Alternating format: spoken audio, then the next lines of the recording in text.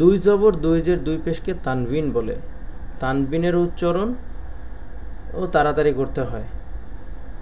এই ক্ষেত্রে আমাদের যেটা করণীয়, আমরা এখন এটাকে বেশি বেশি প্র্যাকটিস করতে হবে। খুব বেশি প্র্যাকটিস করলে আমাদের এই বিষয়গুলো আয়ত্তে চলে আসবে। আমরা পড়াশোনা শুরু করি আলহামদুলিল্লাহ, কথা না বাড়িয়ে।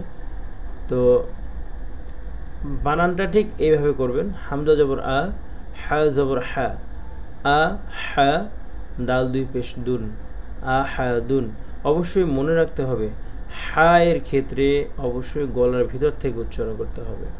আমরা অনেক সময় প্রশ্ন করে থাকি বা আমার অনেকে কমেন্টস করেছেন যে হুজুর মাখরাজ পড়াবেন কিনা। দেখেন, আমাদের এই যে 17টা মাখরাজ, এটা জাস্ট একটা শৃঙ্খলার ক্ষেত্রে উচ্চারণ করা হয়েছে, ওলামায়ে কেরামগণ করে গিয়েছেন। কিন্তু আমরা সহজ শেখার ক্ষেত্রে আমরা অনেক অক্ষর বাংলা অক্ষরের সাথে সিমিলার,